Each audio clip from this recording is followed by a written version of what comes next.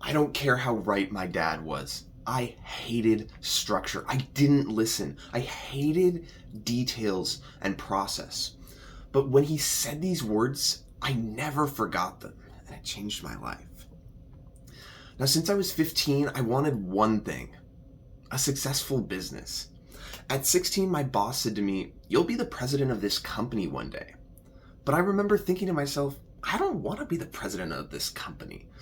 But 10 years later, it didn't feel like I'd amounted to much. Now, at 26, 7 months into my second business, I was talking with my dad, and we're in the kitchen. It's a Saturday morning at 6:43 in the morning, and I'm leaning against the counter with my arms crossed. And he said these words. Side note, have you ever had a parent say exactly what you felt for your entire life, yet it was still so difficult to hear? That was this moment for me. This is what he said.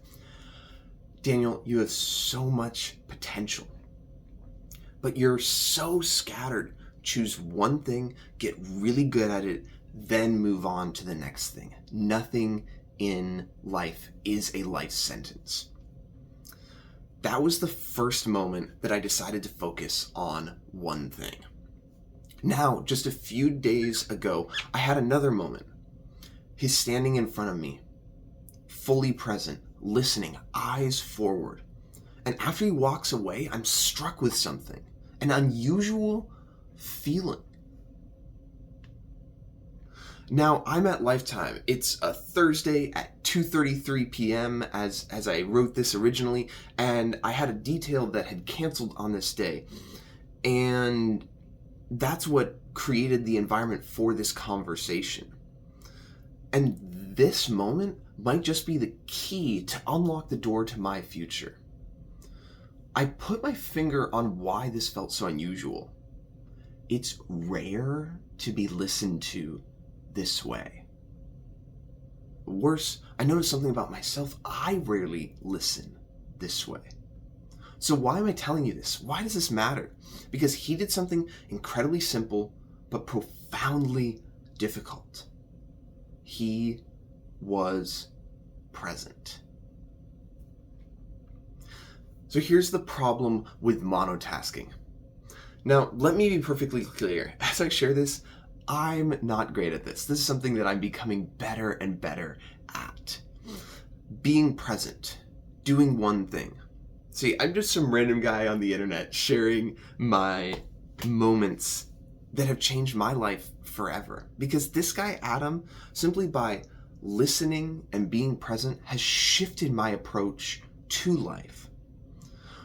See, most of my life, I've been racing around from one task to the next, trying to do all the things. But with Adam, there's something different, a clear bias towards action, grounded in living in intention.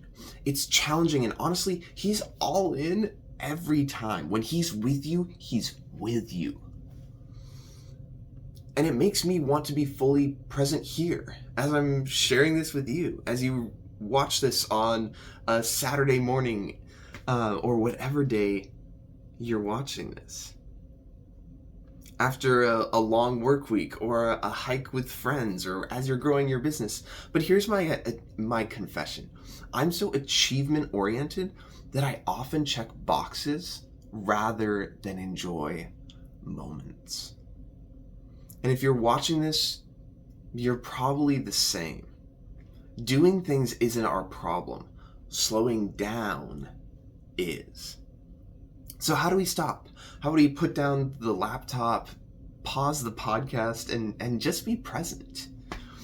I'd love to be able to monotask and just do one thing at a time. Yet somehow that seems impossible for me. Yesterday I found myself making eggs while cleaning my car. Yes, at the same time, don't ask. It's a classic problem, though, for me, juggling when I should just be focusing.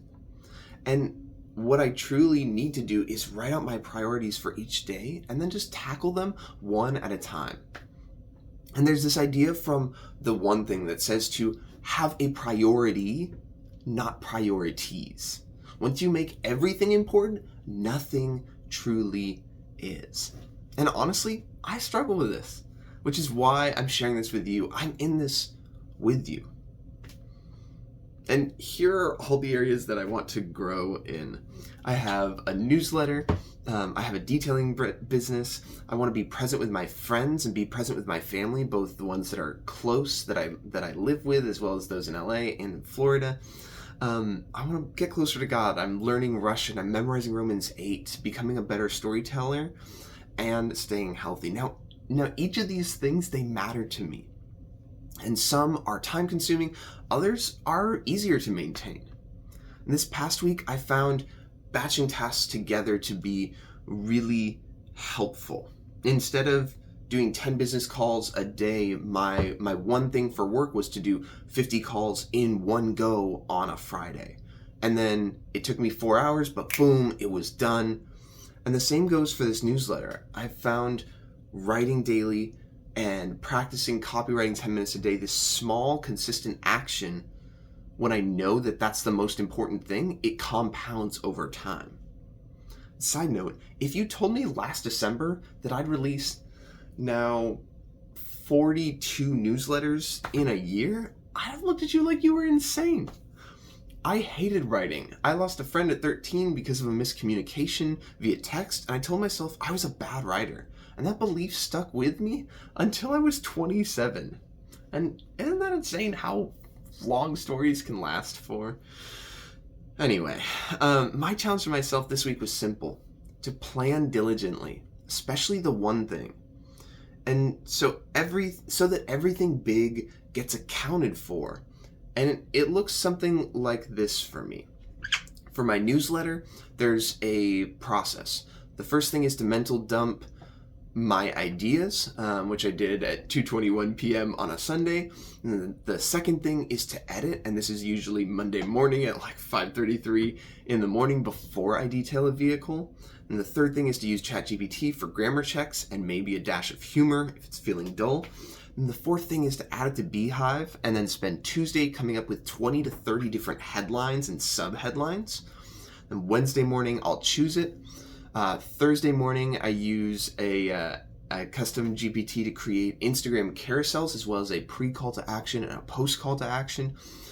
And then the sixth thing is to schedule everything in the Meta Business Suite, so that way they post automatically. And then for my detailing process, a part of that is to, on Thursdays, batch all my detailing content to be scheduled for the next week, to write down the names of most interested clients who haven't booked, and then make sure that I have a block to call through or reach out to those people. And then the third thing is to respond to messages and DMs at either noon or 5 p.m. daily instead of sporadically, so that, again, I can focus, because presence is the goal. Other things: schedule my workouts, 5 per week, memorize 1 line of Russian, 1 verse from Romans 8 each day. This is why scheduling even this small stuff matters, because without it, these important things fall through the cracks. And you know what's worse is reaching the end of the day and realizing you did everything except for the one thing that mattered most. And that's unacceptable to me. I'm guessing it isn't for you either. So here's the thing. Choose one thing you should do. If it's the only thing you get done today, you'd feel content. Start with that. Then move on to the rest. If you plan this for a week at a time, it's much easier than trying to do this each morning, because you can prioritize different areas of life each day. And if you don't know where to start, just do this one thing. Be present with one friend or one family member each day. And I also have a resource that I'll put at the bottom, which is how I make people feel special in 1 minute or less. You can also use the Listen, Capture, Action framework to become more thoughtful. And this entire video is the first part, the listen part of the Listen, Capture, Action framework. And you can go back a day or go to the other video, which should be linked somewhere, if you want to hear the big picture. This was more the listen, the first step. because being present takes effort and planning. And in person, on the phone, and you can even do this via social media, see if it doesn't change the rest of your day. Like if you comment on someone's post or DM them a thoughtful response to something that they shared, not many people do that. So you set yourself apart. The goal is simple. Remind yourself and the people you love of one thing. You matter. And that's all for now. Adios.